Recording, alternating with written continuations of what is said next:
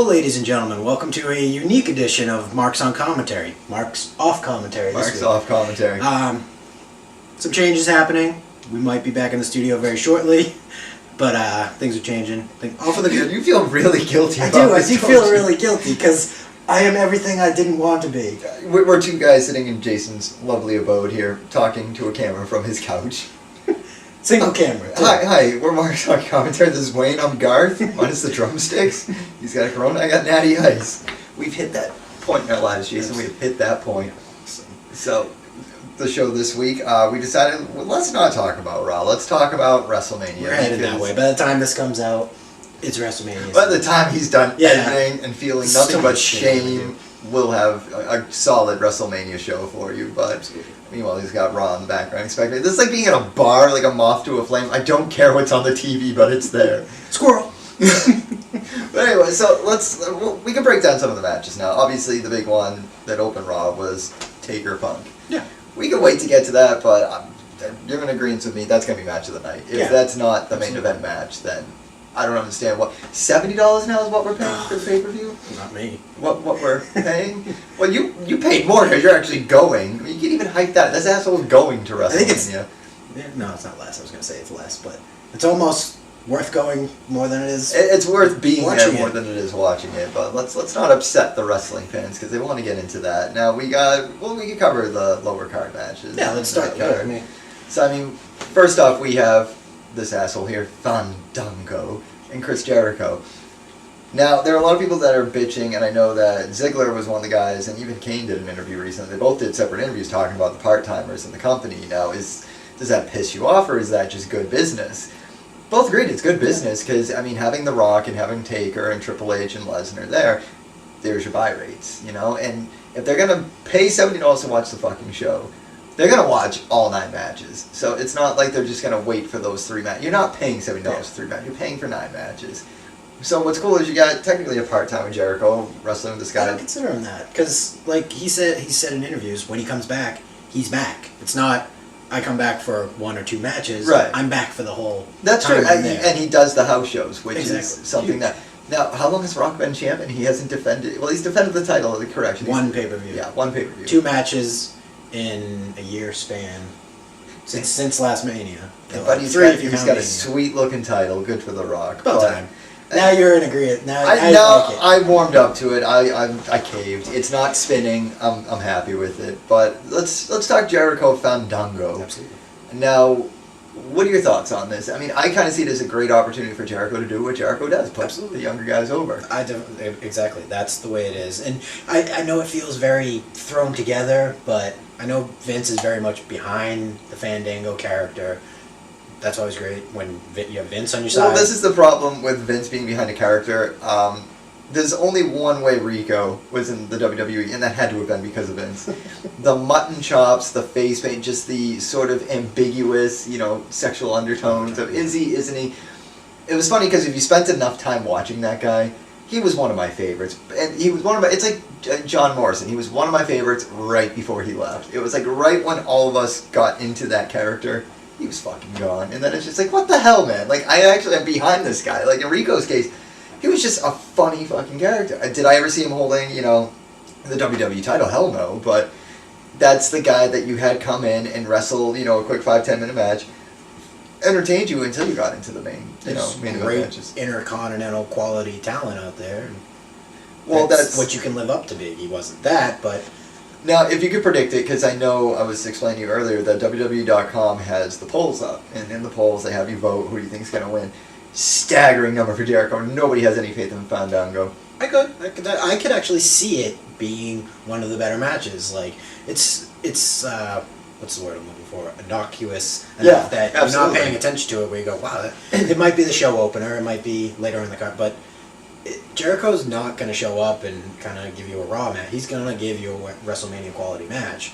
Well, I almost think it's genius then that they keep bringing Fandango out, and as soon as he comes out, he's done. You didn't say my name right, or Jericho comes out and interrupts the match and beats the hell out of him. I think that would be one of the bigger, or one of many bigger upsets of the night is Fandango getting over on Jericho and then people taking him seriously as a wrestler. What sold me on Fandango was that leg drop he gave to Jericho. That was one of the most beautiful leg drops I've seen in years. Just the height and the preciseness that he dropped on it. It was fucking beautiful. Well, it's like, Rico. The biggest pop of the night, I believe it was TLC, was when Rico got thrown off the fucking ladder and into all those tables. That pretty much made the match to me. And here's a guy that he has been a wrestler. I mean, he's a manager now, but he was a wrestler. And from what I've seen and what I've read, he's actually a pretty damn good wrestler. But they downplay it. Now, if you take a guy and you don't downplay him and you let him do what he's got to do with such a crappy gimmick, that's the best part. Now we got Mark Henry and Ryback. I don't care. I don't know. I mean, it's better that it's essentially replaced one of them with Big Show. It's the strongman match of the show. Yeah, well, I mean, it's the spot match of the show because essentially you know what they're going to go for. Somebody's going to do a great feat of strength. Yeah. And, Ryback wins. Yeah, it's definitely going to be a Ryback spot match. That match, from day one, has been penciled in. We want, like, our Andre Hulk moment where, the big guy gets the bigger guy off his feet and does the big move and has the crowd going apeshit, and that's the whole match. Not 100%. I mean, the Andre Hogan thing, the Andre Hogan thing was like a once-in-a-lifetime, just really great WrestleMania moment. Stop trying to relive it. Just let these guys go in there. Don't pencil them in or don't book them in there for that one spot. Actually find something that they can work with. Stuff like, it might be sacrilegious to say, but like stuff like Andre and Hulk doesn't impress me. Maybe that's the age that I came in. Maybe that's what I've seen. We're almost desensitized though, exactly. Because we weren't even alive for Hogan Andre. So to people that were our age now at that show and saw that, it's like, holy shit, that's amazing. We had the Hardys and Edge and Christian and No Mercy. We had Mick Foley getting thrown off the cage not once, but then again in No Way Out. So it's a generational thing, and I just kind of feel like create a new spot for a new generation. Give them something different. I mean, the turnbuckle thing with Big Show and Henry, it was cooler when it happened with Lesnar and Big Show the first time. But things repeat itself. Like, how many times have you seen storylines come back and you're like, I recognize this from 10 years ago? So. Well, I was just telling you too that the recent Punk with the Urn storyline with Taker was actually used in a SmackDown vs. Raw video game. That was actually one of the storylines in that game. But then that brings us to The Shield, and you got Big Show, you got Orton, and you got Sheamus. Any interest in this? Like, where do we go with this? I wish the 3-man match didn't happen at the last pay-per-view, because I kind of just feel like you're substituting secondary talent. Yeah. Because you went from Ryback's being taken by Big Show, and John Cena is being taken by Randy Orton. So it's the secondary talent that's not as impressive as... The only way they could really shock me with this is either A, they end it and then the Shield go into singles competition, or because, Randy Orton's, prime for a heel turn on them then, get the win for the Shield, and kind of go back to that lone Viper sort of character. I'd love to see it, but usually you see hints of it somewhere. Yeah. But, WWE, anything can happen, but usually you kind of see the cracks. Yeah, a little bit. So, Intercontinental title then. The Miz and Wade Barrett. Okay. Yeah, fine. We've seen it before. I wish Miz hadn't won the title earlier in the year. I would be more interested, but... I still think that's always strange, though, when you have a guy who was main event in Mania as the WWE champion, gets over John Cena, the biggest moneymaker, the golden goose, if you will, and then he just falls from grace, and now he's back in the Intercontinental. Same kind of with Wade Barrett. Wade Barrett was main event in pay-per-views. John Cena and Randy Orton 2 years ago. Had his arm not gotten broken too, and that was the big thing. Like SummerSlam that year, I remember reading that they were really pushing. There was a lot of belief that Wade Barrett was prime, but we're watching Ziggler right now versus Jericho on Raw this past week, and it's like, Team Hell No. I still love the gimmick there, but even that, it's getting stale. It's getting stale because as much as we love the comedic Kane, everybody still wants, the demon Kane, the evil Kane. That guy, he's healthy. Glenn Jacobs, he did a phenomenal interview, but it was kind of a funny interview because he was being really serious, but then he jumped back into kayfabe talking about how annoying Brian is and whatever. But I feel like if he's going to have... Because we can only speculate. I'm sure Kane could be around a while, but if he's going to be on his last run soon, go back to the original. He can't be. He's closer to the end than he is the beginning, so... Oh, absolutely. So, that... even that match, I'm kind of... And the briefcase, what the hell? Like, what's going on with the briefcase? How does... Ziggler doesn't walk into Mania and not attempt to or cash in. He is at some point. Like, is there anybody that's no... WWE is awesome, actually, though, of hiding when that's going to happen. Like, absolutely. There's plenty of times where you're like, it's going to happen, or, you know, when it was Punk at Money in the Bank and he won, and Punk just kicked him in the head and ran out of the building. Okay, and then he came out at SummerSlam, and you're like, oh shit, now it's time. Yeah. They've gotten good at hiding when it's coming, so... I think that's an excellent point, because I do remember watching that pay-per-view, you know, live, and just thinking, like, Del Rio's going to fuck the whole thing up. Yeah. This whole thing, god damn it. We got our win, but fuck it. Yeah, he's not leaving the champion, and sure enough, he got the bell in ring and kicked him in the head, he got out the crowd, and it was phenomenal. And then we got the World Heavyweight title. We've been talking about this match, but I'm almost over this with Del Rio and Swagger, so I wouldn't even hate the idea that this would be, and I hate saying it because I always hate when the World Heavyweight Championship opens the show and goes tops like, you know, 10-15 minutes, but I think since the match itself, even Vince is kind of souring on the idea is what I'm reading. Give it to Ziggler. If the big thing isn't, say, Swagger winning, have the big thing be Ziggler comes out, cashes in, and bam. Unless you go somewhere along the line, Ziggler and Big E kind of have a clashing, and you flip Ziggler. He comes out later in the night. Yeah. I'm going to win the World Heavyweight title over a Jack Swagger. Then you got something more to work with. Right. Who knows? Well, again, you know, there's speculation going on about Punk's injuries. Does he have some nagging injuries? Is there more to Punk's injuries that they're letting on? Might be. And they're, you know, now saying, well, he might be out after Mania, he might be out, he deserves a break, he's one of our top guys. Which worries me, because if Cena, obviously going into Cena Rock, if Cena gets the title, we're back in the Cena era, unless you get a really good... Unless you get heel Cena, which, I mean, you were even saying during the Q&A. Yeah, you watch that Q&A, and you can, like I said, you start to see the cracks of, like, this John Cena, he's at that, like... His character is at that desperation point where it's like, I can't take another hit. Yeah. What happens? You know? And that would even, and again, it's hard because it's Money in the Bank is very brand specific, but I mean, we're not even really adhering to the brand thing anymore. I mean, there's a significance of he's got the blue briefcase, but again, I would laugh so hard and just applaud them if that's when Ziggler decides, Cena finally beats Rock, he got his redemption, here comes Ziggler, oh man, he just totally screwed Cena, and now Cena snaps, and he's just like, just goes apeshit, he becomes the heel. Because personally, as much as everyone likes Ziggler as the heel, I actually would rather see him be a babyface. He's done all the heel stuff now. The stuff with AJ's worked, and it's been fun to watch. It's getting old. It's like the Team Hell No thing. It's kind of past its point where it's relevant. Well, that's the thing that worries me too, is how long you stay in this sort of period too, because my fear now is, I love Bryan. He's a phenomenal wrestler, but he's been with Kane now for so long that, like, half a year. Is anyone going to take him seriously again when he comes back? I mean, is he still going to be goat face, or is he going to be like an actual, like... Maybe you put him back into the World Heavyweight title picture at that point. That's all I'm saying, man, is I think there's a lot of great young talent in Ziggler and Bryan. I mean, Randy Orton, he's had his time. He's done. And then I'm also thinking to myself, where the hell's Christian? Like, yeah. Where is Christian? Christian, we need you. Where are you? There's the beautiful leg drop that I saw. Fandango. Beautiful.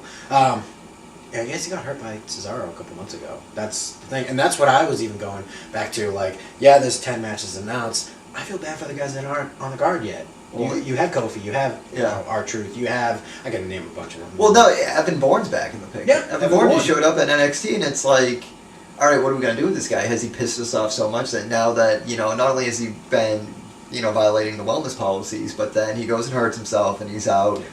And, I mean, the tag team with Kofi, that was... You know, Team Air Boom was actually, to me, that was a great tag team.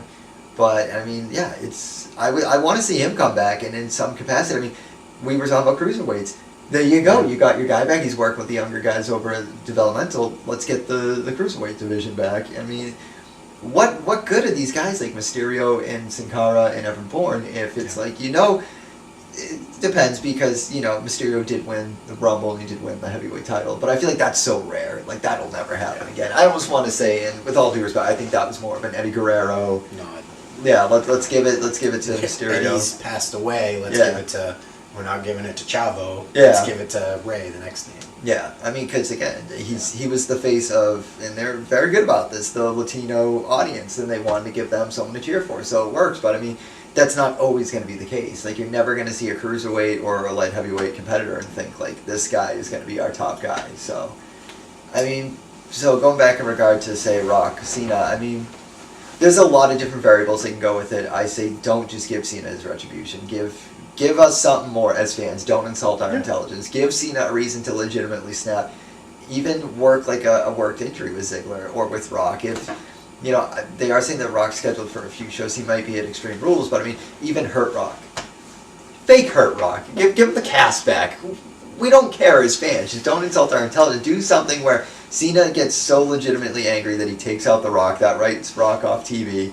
Boom. It's easy. It's clean cut. Nobody's being like, oh, he's just going to make a dozen more fucking movies and he'll come back when he wants to promote them. Actually make it, because Rock legitimately did get hurt at last year's Mania. But he was supposed to be the victor. At this one, if you got to fake an injury, fake an injury. Just make it more compelling and interesting to us. But I mean, and then we go into Punk and Taker, and I think... Match of the night. Like, it has to be. Like, and you know what? To me, that's, I mean, as much as this the 20-0 thing, that to me is the only one that feels unpredictable. Yeah, it's unpredictable.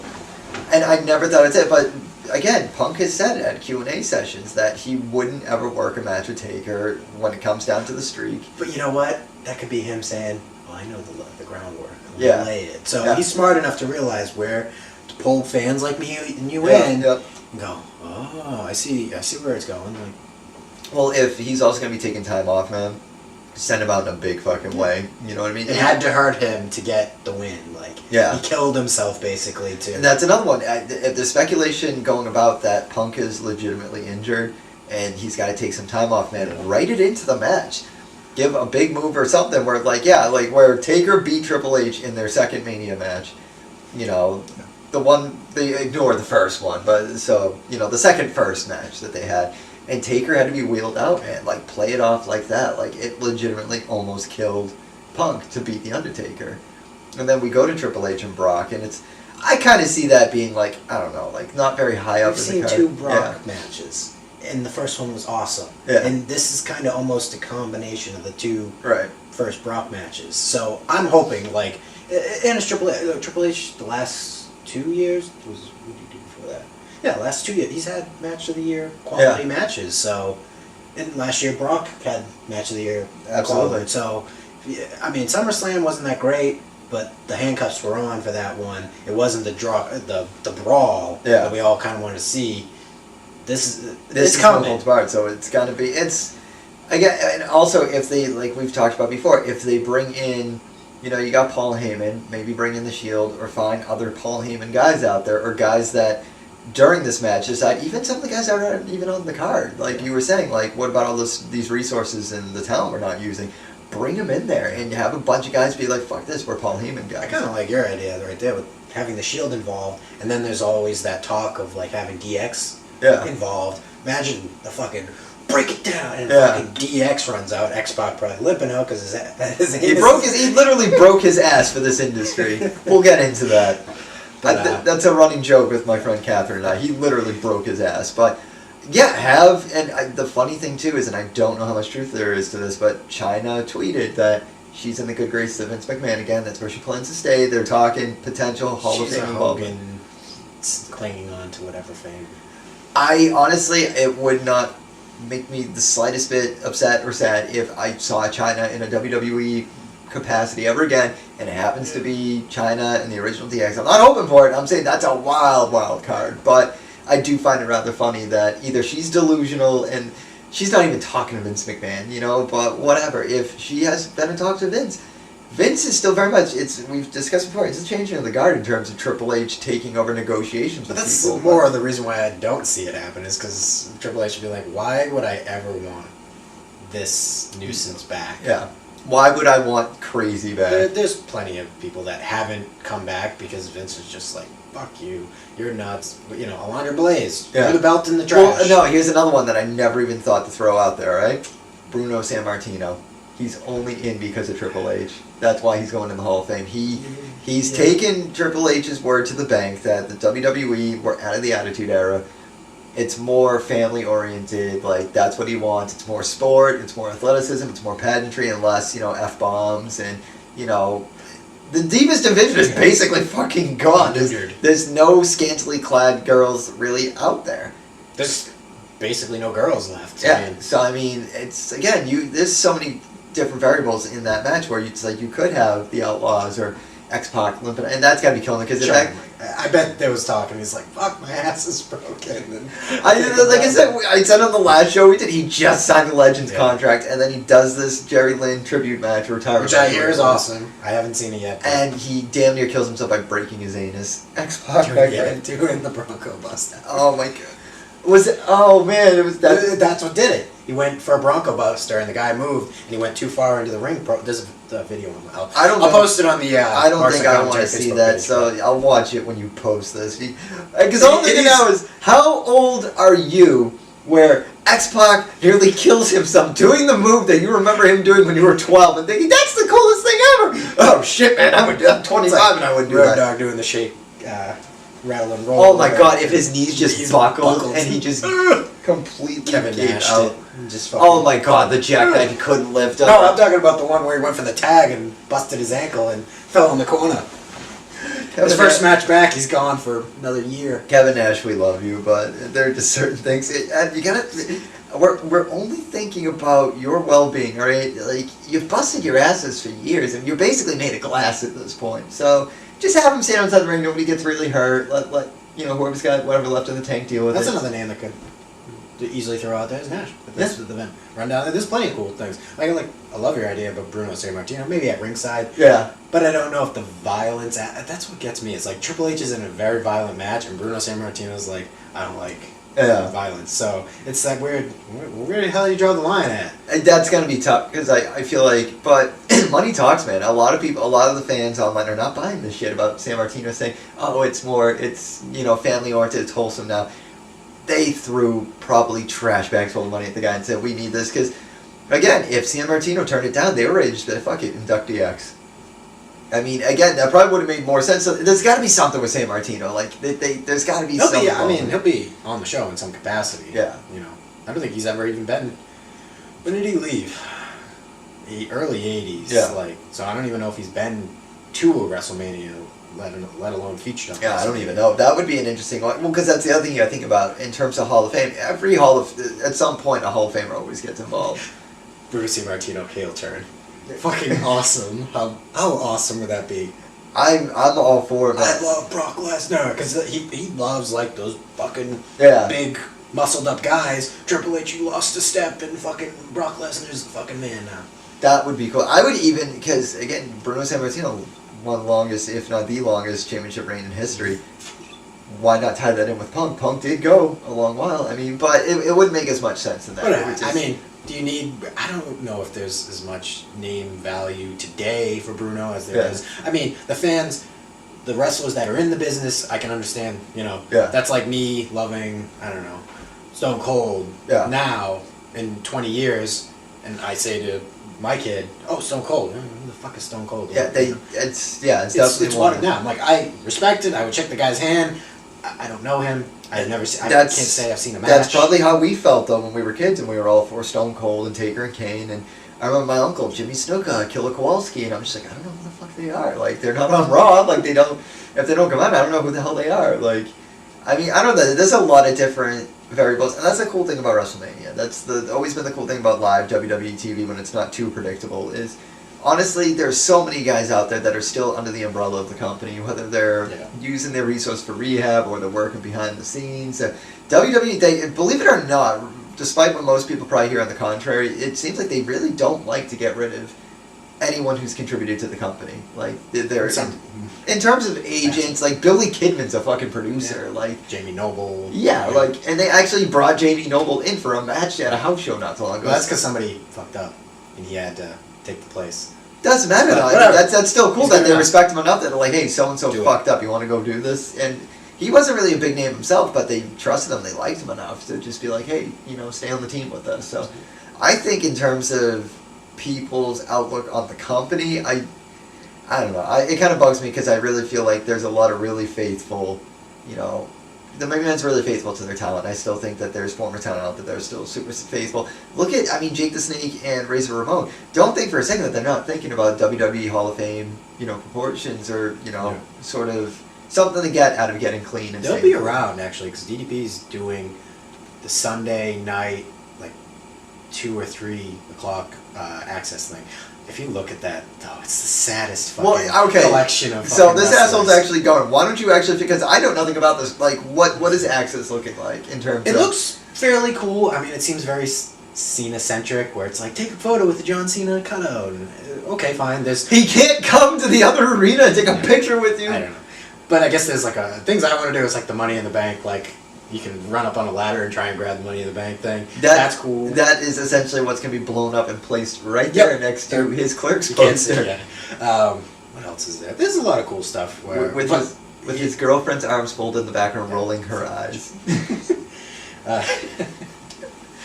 What else is there? I mean, some of the days are cool. The day I'm fortunate enough to go, Kofi's going to be there, Shield's going to be there, Zack Ryder. A lot of the cool names that, you know, Del Rio's going to be there. Cooler names that I kind of want to see. Yeah. You know, I'm not going to get to see Punk or anything like that, but... It's, you know, I just feel like it's evolved so much, because I remember when they started really doing the Access thing, and I just feel like it was more star-filled back then, but now it's like you got such an extensive roster that they're trying to spread it out, and they're trying to give every person something to work with in terms of staying on the radar for, you know, certain fans, but... And again, Ryder, like, I like the guy, I think he's talented, I just think that the broski thing is not working for you, just drop it. I'm surprised even that Vince, because I mean, Vince is usually big on giving guys, like, look what he's done for Swagger, and all DUIs aside, like, he's given Swagger, like, honest God, like, the best shot of his lifetime in terms of reinventing that character. I mean, if it hasn't happened with Ryder, I gotta think that there's more to it than just the broski thing doesn't work. Maybe he's just not at a capacity of a wrestler that Vince likes, or maybe even Triple H, who the hell knows anymore. Before we move on, we forgot one match, which is match of the night quality going on here. You have Bros Clay, Tensei, and the Funkadactyls versus Team Road Scholars and Pillow Twins. That awesome match. I don't care. To me, that's the Sunday Night Heat match, hopefully. I mean, but as I said on Facebook, and then you had to go and, I didn't say this. Gold Dustin Luna and Mark Merrill, that was a good match. That was match of the year quality right there. I don't know. I'm just not sold on Brodus and Albert, Tensai. They floundered for the last year to me, and it's like, you could have stuck anybody in there against Team Hell No. I mean, or Team Road Scholars. But then it didn't. All right, this is what confused me. They broke up, and then they're one night only. Okay, we're back to. I'm very confused on all of that. I personally, and I'm with, you know, Dustin Rollins. I would have pulled for Goldust and Cody Rhodes. I mean, they teased it at the Rumble, but I feel like that's the little crumb that they gave those guys. Like, they just gave them a little crumb of something, and they were just like, all right, they're satisfied. Nobody really cares. You're the only ones invested in this, so. You know what? While we still have a few minutes, let's run down and give picks. Who, you know, we'll post it up online too. But essentially, let's run down the card. We'll start at Sunday Night Heat because we don't know what that's going to be. I'm actually hoping for another match, like a U.S. title match. You were saying that earlier. With all the, you know, Kofi's, the R-Truth, Cesaro, you know, maybe a Christian Evan Bourne. Who knows? I'm still mad that they didn't unify the titles, but that's still, I mean, right now where the U.S. title is still on the table, like that would be an interesting match. In terms of now, like, who are our picks for winners, I don't know. Like, we can go down the list. Cena, Rock. Obviously, I'm going Cena. Yeah. I just think it's... I'm gonna go and root for Rock because my girlfriend was like, you just like all the fucking heels. I'm like, well, basically. Well, that's the funny thing is... He's the heel in the match. The ones who are outnumbered on WWE.com, it's all the heels that are outnumbered in terms of... It's all... Everybody siding with the faces. Like, Triple H, Brock, I'm going Brock. Yeah. I want Brock to win that match. I mean, because honestly... Again, there's nothing really that Triple H is going to lose. If anything else, he just doesn't Nobody's ever gone forever, too, so... Name one guy that hasn't come back. Well, I will say that, not in terms of being gone and out of the company, but Shawn Michaels has kept his end of the bargain. He will not wrestle. That's it. Yeah. But we're 3 years removed from that, and... Yeah, he's done a good job, but do you ever see... Yeah, he could come back. Yeah. It's not beyond the realm of possibility. It's not like it hasn't happened with Michaels before. But I mean, even Ric Flair's kind of kept his end of the bargain, and like he comes Except out for TNA. Except for TNA. He had the Hulkamania tour. He had Ring of Honor matches. It's still real to me. There's no such thing. Punk Taker. I want to go with Punk. I love Taker. I want to root for Taker, but I want to go with Punk on that one. I hope. Yeah, I mean, That's that's the one match where it's not. I don't care. I want a good story to be told. I almost don't want to have a pick in it because I just want to go for the ride. Yeah. Either way, I'm happy. Del Rio, Swagger. I want to say Ziggler. Please, Ziggler, cash it in. I mean, but somebody has to win that match first. And in which case, I almost hope it is Swagger, just to hear the, like... If it's Del Rio, that's awesome, because it totally puts him over as a face, and that will... It's Hogan and Sergeant Slaughter all over again. It's, American versus the anti-American. Which it's like, well, I'm American. Should I not be rooting for America?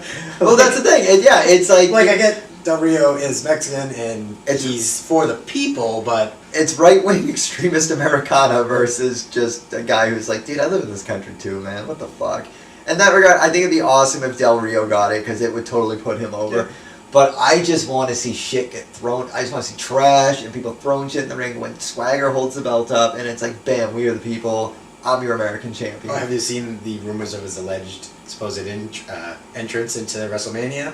What he's supposedly going to do? You want me to? No, isn't it like he's going to ride a two-wheeler? Yeah, or something like that. Thing. You know what I think this is from? And I came to the conclusion. I think it comes from like Duck Dynasty. Like, you know how that's like a big fad? Yeah. Have you seen that show? I think it's an offspring of that culture. Like, I remember the funniest thing. This sounds so terrible, but the funniest goddamn thing I read on the internet. Whatever, it's not my opinion. Don't be mad at me. Someone said, I really think that Del Rio's having an expensive car. He should drive in a pickup truck and have all these immigrants jump out of the trunk. I'm just like, it would be so risque and controversial and just so off-putting, but it would be hysterical. We're a minute over the mark, but you know what? Fuck it. It's a WrestleMania show. Yeah, whatever. As long as we can talk. As long as we can wrap up. You're getting WrestleMania quality content here today. While the Natty Ice still hasn't taken its I got homebrew in the fridge, so. Yeah, while the Natty Ice goes. But I mean, where are we at now? Now we're at Ryback and Mark Henry. I really don't give a fuck. Give it to Ryback, I guess. He needs to win. Give him his moment. Team Hell No. He's taken too many losses in the last few months, That character, if he loses to Henry, it's over. Like, that character's done. Team Hell No and Biggie and Ziggler, I'm going Team Hell No. I don't want to. You know what? I'm going with Ziggler because I want him to walk out with all the gold. And if, they've got, like I said, they kind of hinted towards a Divas title match with AJ. You know what? That's the only Divas title match I would want to see at WrestleMania is one where she can get the strap. And if they do it, though, because I have read that they're worried about the time frame, put the Divas title match, fine. Put it in the free show. Yep.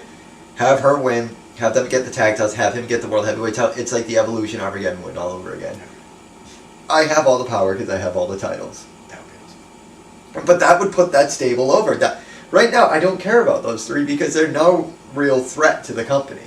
If they come in and they take all our titles and they walk out, now you're a fucking threat to us. So I mean, that's a tough one because I want to see Team Hell No win just because I'm afraid that if he wins the tag titles, he's going to lose the Money in the Bank. Or he's not even going to cash it in. But I never thought about that. I'm tired of, Team Hell No. Yeah. Like, let's break them apart. Yeah. Brian's good enough to be on his own. You have Punk. You have people leaving. Brock's leaving, probably. Yeah. Rock's leaving very shortly. There's a number. Taker's probably gone again. It's an excellent point. So you need to break them up, and you need some more faces. Wade Barrett and The Miz. I'm going to go Wade Barrett just because I really don't care about the match. I don't like The Miz. I hate The Miz. I know, but you know what?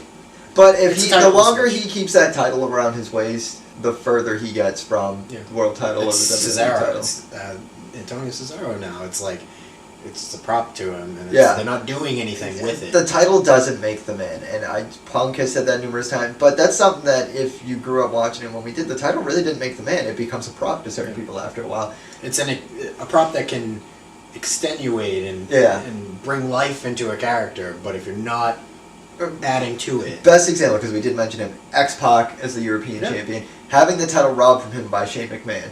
Then it was no longer about the title, it was just about the respect.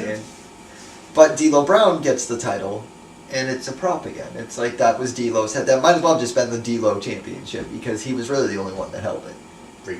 Yeah, well, but at that point, like Al Snow even fucking had it at one point, and then he was shaping his character around the different content. Hashtag title reigns you forgot. Yeah, title reigns you forgot, exactly. Who the fuck cares? But I mean, then you got the Shield, you got Big Show, Orton, Sheamus.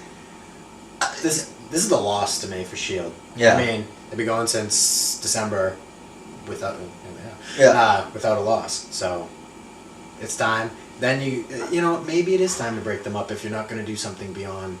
I say break him up because I'm looking at that magnificent bastard Dean Ambrose, and I just think that guy, he has so much potential to be the biggest prick in the world. Like, he could be one of the best heels out there. It's just get him a Continental title. That would be a guy that makes more out of the title with having it. Well, since you mentioned, I really want to mention this anyway because it's not about WrestleMania, but there was an interview done at a radio station where Ken Shamrock had said, and we mentioned this because I don't want to give it away, but last show we hinted at some Shamrock-related stuff, but Shamrock has been trying to reach out to WWE. He wants one more run in the company. Yeah, I saw it, and I can't reach the company? Yeah. What? Come on. I don't know what the deal is there, but, I mean, fuck it, take Shamrock back.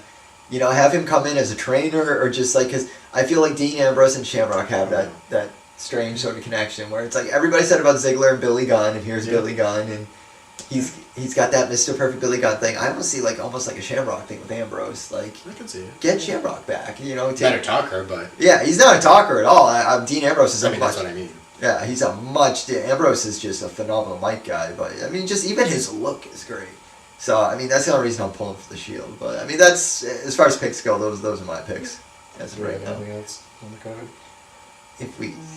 It's one of those manias where, as opposed to like a 3-match pay-per-view this year, it's definitely like maybe a 4 or 5 one, but there's definitely ones I really don't care about. Yeah. I will say what's cool, I think that, and they've done this kind of out of necessity because they don't have Rock for every Raw is kind of ended with a different, 1 week it's Rock and Triple H, that's your main event segment, and then you go Undertaker, Punk, that's your main event, and even SmackDown got more of the Shield and stuff. So it's an interesting way, and obviously it's done because you don't have Rock, but in years past you would do, okay, it's Rock and, Stone Cold, and every segment is a Rock and Stone Cold segment, and that gets old fast, and now let's build all of these segments. Well, before we do wrap this thing up, I did want to mention, because he did show back up on SmackDown, John Laryngitis. He's back. And he was trying to solicit the support of Rock, or basically throw his support behind Rock, basically saying he wants redemption against Cena for getting him fired.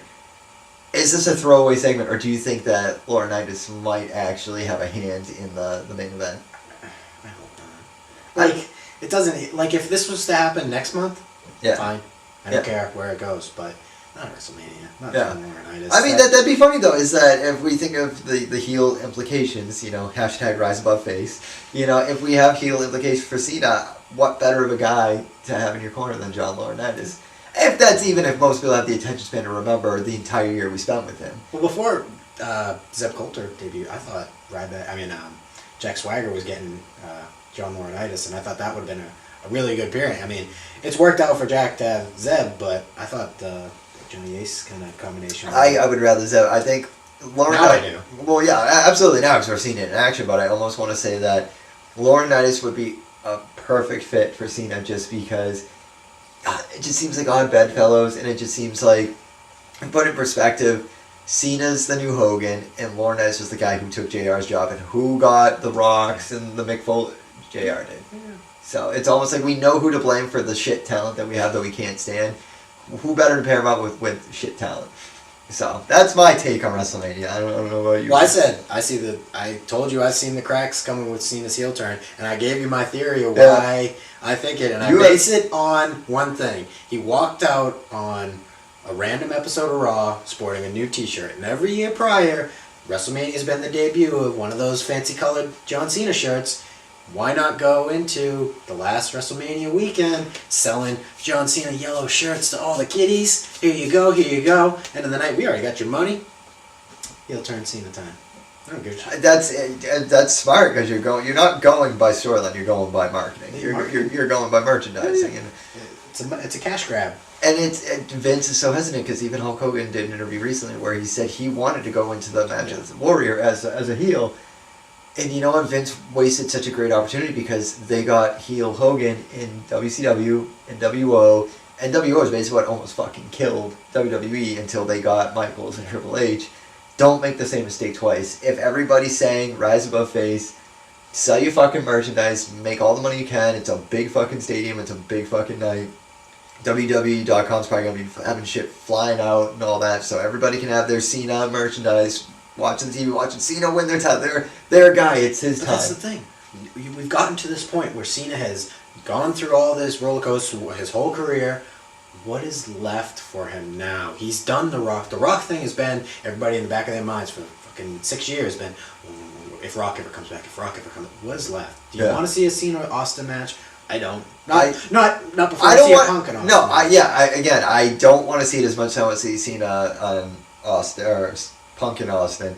But I also, then people say, well, what about Cena, Undertaker? We've already seen it. It's already happened. In an infancy ability, I wouldn't mind. That's a Mania match to me. Though. That's a Mania match, but at the same time, too, it's like, if Punk breaks a streak... Yeah, where's the interest? Yeah, where's the interest? Because Taker's already on the the downfall. Like, as far as I'm concerned, this is going to be Taker's definitively last Mania. Maybe. I mean, the only way we'll get another match out of him is if he goes into the Hall of Fame with Bear, because Bear's not going in this year, but he's definitely going in next year. So, Taker, that's your year, man. Like, if they're gonna put Paul in, go in with him, wrap it up, do maybe one more match, and then call it a day. You're the fucking there's nothing left to prove. You're not going 30-0. No, that's you're not happening. So you're not. And I mean, at this point, it seems a little weird to go 21-0. So you might as well go 20-1, and then after that, if you come back, just have to be your big final hurrah. This is it. This is the last Taker match. Do your purple gloves and purple boots and the hat, the tie. Maybe that's the thing this year. Maybe, you got the urn. You know, it's a nod back to the past. Maybe he realized this is the time for the gloves and the long trench coat and the hat and. It would break my heart if he finally does it when he's got no hair. But yeah, I mean, regardless, it's still gonna be vintage Taker and with the urn. There's so many things they could be doing that I just feel like we're getting to the end of the road with the older guys from our generation that I never thought in my life, and it's like anything else, like, not to go on and on, keeping our viewers, but I said the same thing when I was a kid, and everybody said, or Chris Cornell was like, Soundgarden will never get back together, they'll never get back together. They get back together. I didn't like the CD. I never saw them once on tour because at that point I was kind of already over it because now I'm into all these newer bands like fucking Cults and, like Mumford and such shit like that. I've already moved on. I moved on to people my age making music that I like. The music I grew up with is still the music I grew up with, but I don't care anymore. It's like Axl Rose. I'm no longer holding out for a Guns N' Roses reunion. In terms of wrestling, like, I'm totally on board with Punk. I'm totally on board with fucking Ziggler and, just younger guys, It's time. It reaches that point. It's like, a certain point, nobody wanted to see Macho. Nobody wanted to see Hogan. Nobody wanted to see those guys. I want to see Tyson Kidd more. I want to see people like that. It's just, I'm done. I'm over it. Like, let's next generation. Make me care about the next generation before the generation you're using is gone. That's the thing, though. Yeah, it's like, make me care about the new generation before the new generation becomes the old generation. And at that point, what's there to hold on to anymore? Like, that's typical. That's what happened in the mid-'90s with WWE, is they didn't pay enough attention to their new generation that it almost just kind of became like a cult film. Like, we want to see people like Razor Ramon and shit like that because, they were newer and they just kind of got passed over for Hogan and shit like that. So, I don't know. That's my take on it. So, leave it up to you. I'm trying to think of... We can go on as long as we want, but I'm trying to think of what else. Oh, condolences to the Ric Flair family. Yeah, that sucks. I was telling, and not to get all weird, but yeah, 24, 25, like that's how that sucks. But tough year for Flair. He's a wrestler, so you take it with a grain of salt. What he was doing, he wasn't doing something he was supposed to be doing, but it's very unfortunate. Yeah. Supposedly he was an up-and-coming talent, had ties to possibly come into. He was causing a lot of excitement in WWE. And I thought that's a damn, because his sister is actually in WWE developmental right now. So named Charlotte. So so that sucks. But that's a bummer to end the show on. Well, we gotta get it out there. Yeah, we don't know when the fuck we're meeting again. Yeah, so well, we apologize for the set. Like, I am still down on Fuck myself. that. This is our in your house. I am the Mark that I don't want to be. I'm in my living room venting to a single fucking camera. This is the in your house nod to our lovely show here. Whatever. I live at home, so this is pretty damn cool to me. So I don't know. I'm just trying to think of because I don't want to go let's not go out on a bad note. Let's see what else can we fucking talk about? The Hall of Fame. We haven't even touched on, some of that. Because it's just one of those things where it's so star-packed now that I almost like, Bruno Sammartino will headline it, and that's awesome. But then it's like, you almost already forgot that Mick Foley's in there. I know, because it was announced so early. Yeah, and you almost forgot about Trish, and that's going to be huge because Lita's going to induct her, and Terry Funk's going to do Mick Foley, and that Booker T's going in, and his brother's going to induct him, and... Is Stevie Ray doing it? Yeah, that's what I'm reading. And then fucking you got Marina Menounos inducting, Bob Backlund. And I thought it was Donald Trump. I don't know why I got Donald Trump and Bob Backlund. No one even knows. They kind of look alike. I'm sure Vince will induct fucking Donald Trump or something. I don't think Kane do it again. Who cares? But I mean, it'll be an interesting Hall of Fame because it's a lot of names we know, whereas years past it's been a lot of older names that I know of, but I wasn't like.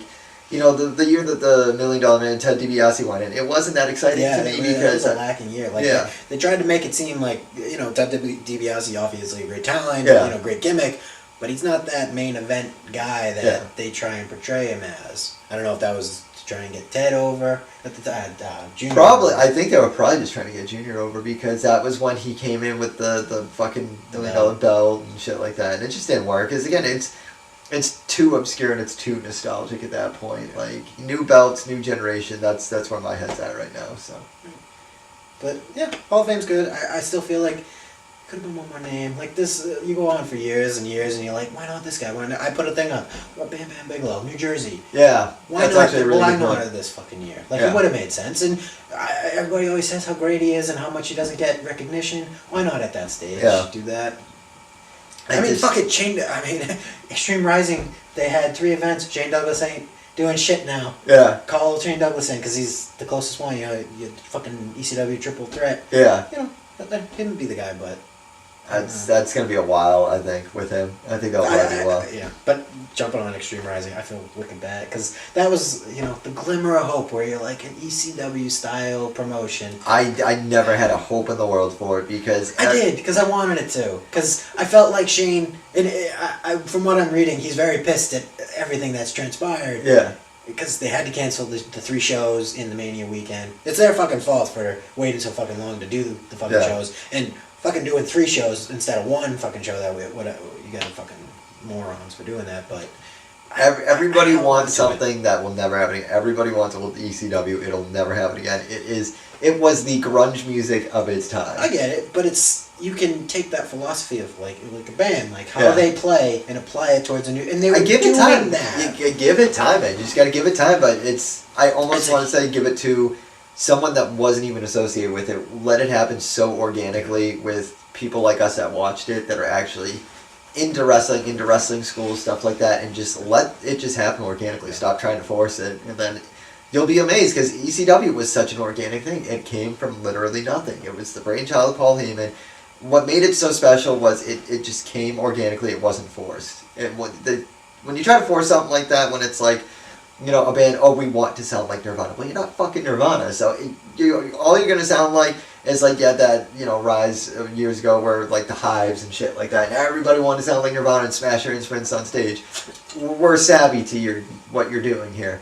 In terms of ECW, it's like, if Extreme Championship Wrestling or some form of, new innovative sort of, like, grassroots type of thing happens, it's got to happen organically. So, I mean, I'm still waiting for the day. I'm not holding my breath, but I am waiting for it because it would be cool. It feels like there's no outlet for fans like us. And it feels like there's a lot of us. Yeah. But somebody's not, Dixie's not getting it. Vince don't get it. Triple H might kind of get it, but he's also got to maintain this, He's already got an empire that's already been growing for years. Yeah. And you're not slowing it down anytime soon. Yeah.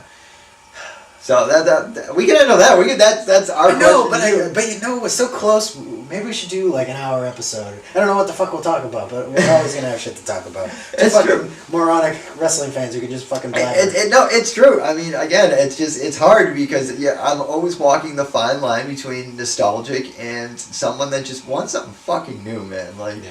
And I mean that's even the thing. Like, change the fucking WWE logo already. I'm like, I know it's not happening anytime. They just invested $100,000 in the new WWE title. Oh, that's the thing. When you got the giant old logo in the middle of your fucking belt, like it's not gonna change. And then, you know, if you've read like the development of that belt, they're like, and this is gonna be around for years to come. I kind of like the WWE Network logo. It was cool. I mean, whatever the fuck that. I remember seeing like there was either probably a mock version of it, or maybe it was the real thing where they actually had like the W in the old style, but then added the E. Like I was so happy that didn't get used. I think that's just people trying to start. It's the internet. Take everything on the internet with a grain of salt. But I do remember looking at the WWE Network logo and going, did somebody make that in fucking Microsoft Paint or something like that? Because at the first time it looked like shit, but I was like, you know what?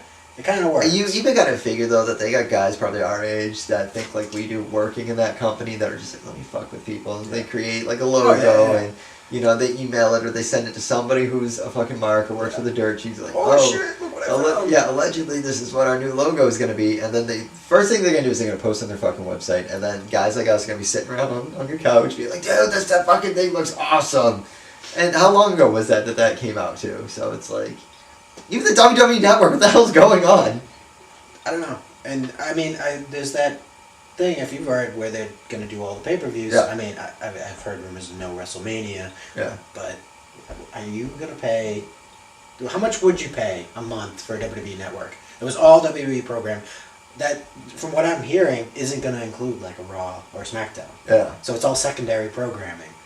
It depends because again, I'm always walking the fine line between new and nostalgic, and I mean, I could still watch Monday Night Raw and still think it'd be kind of cool to be able to, and we've dug up a lot of those matches on the commentaries where it's like, you know, you'll show me a match and be like, I didn't even know that fucking match existed, or like I'll see a match again and be like, holy crap, like it's been so freaking long since I've seen this match that it would be kind of cool to have a 24-hour wall-to-wall of just, I mean, I'm a wrestling fan. I'm not ashamed to say that I don't know enough about the old school. Like, so it'd be kind of cool to have an opportunity to watch, you know, matches from like the 70s, or you know, with somebody from our generation now, whether it be a wrestler or Joey Styles or somebody sitting in and saying, "This is why you need to understand this." Well, that was the big thing. I don't know if you remember the original Tough Enough, but that was the big problem they had with the contestants on that show. Was that most of them were coming in at the peak of Attitude, and I mean by that point wrestling was a fad. It became very pop culture, TV guide covers, whatever. Everybody watched wrestling, not just people like us. Yeah.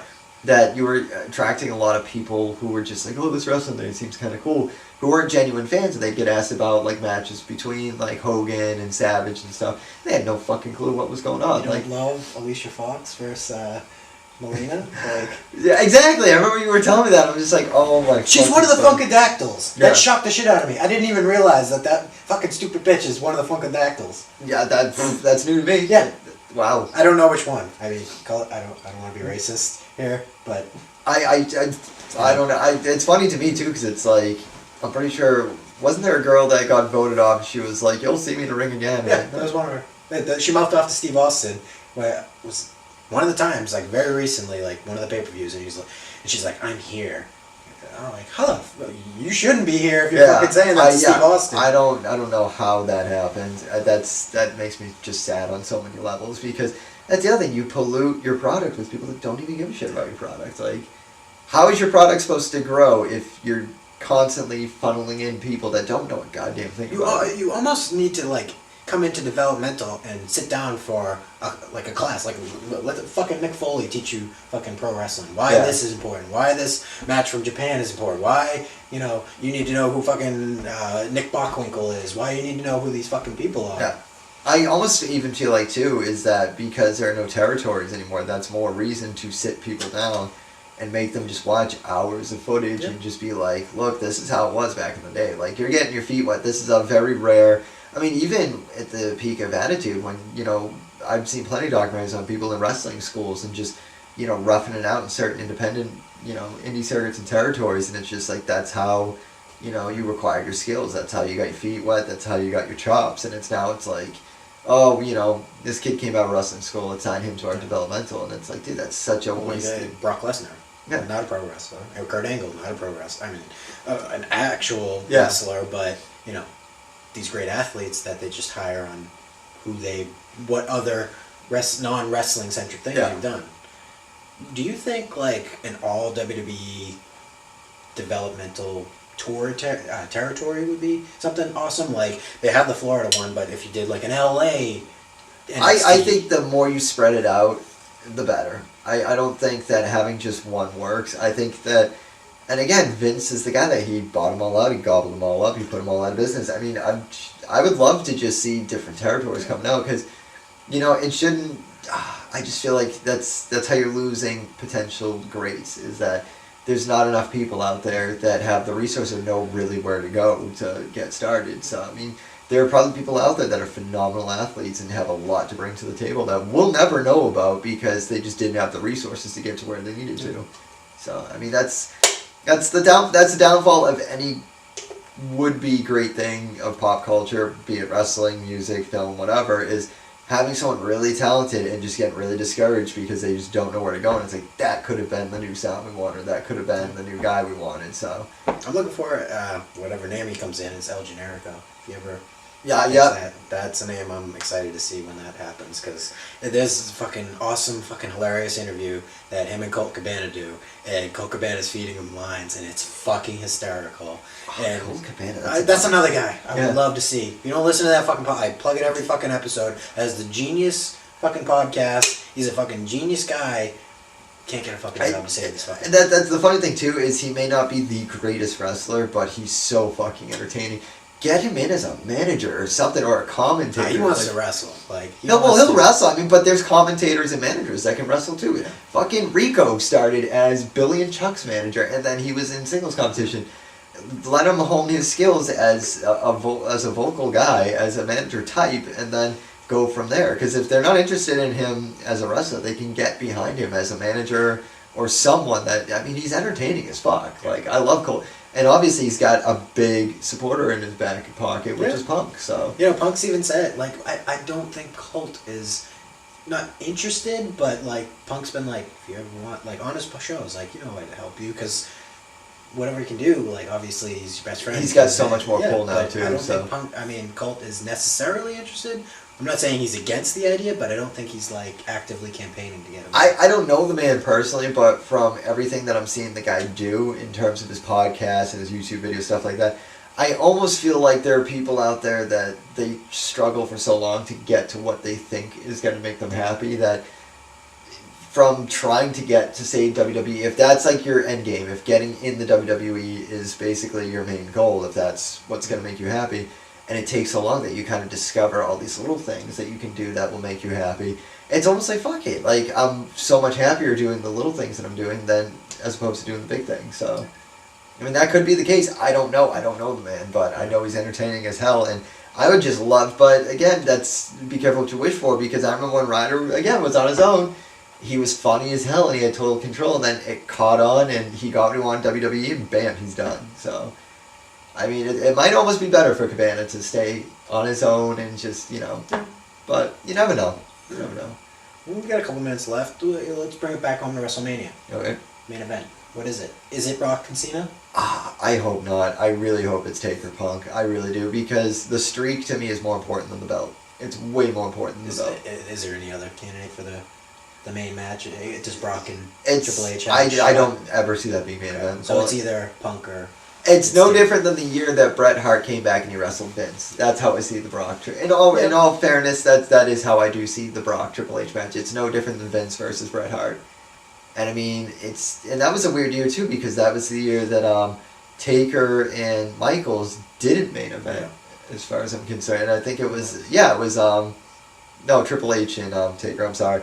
And what was it? Fucking Miz and Cena main event, which I don't understand. I'm pretty sure because The Rock was in there, and that made no sense to me, because it was kind of like, who cares about this? Why bother? Yeah. Why bother with this? Actually, I don't know. I think I'm like confusing everything, because I'm pretty sure Brett and Vince happened. That was another year. Yeah, no, that happened. That was 26. So yeah, no, it was Michaels and Taker. Yeah. So I don't even fucking know. You got Timelines. Me. Yeah, you got me. I'm bad at math. Like, I could tell you who was in a Backlash match from '98. I know, this new stuff. I can't keep, I could give you like an entire fucking, how they booked certain fucking pay-per-views from like '96, but I can't tell you what the fuck happened in the past 3 years. So. Alright, I can see my cameras yelling at me because we probably have like no time left. So, what should we go out on? Follow us on Facebook, follow us on Twitter, like us on... You've had too much to drink to that one Corona. Like us on Facebook, YouTube, find us, tweet us, email us. We're out there. What else do we got?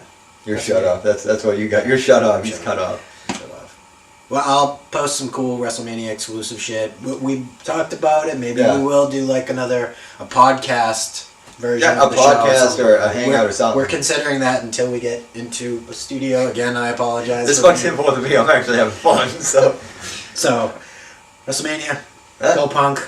Yeah, I'm all for it, man. So, all right. Well, that's Mark's on commentary. I'm Jason Smith. I'm Eddie Brophy. Take care.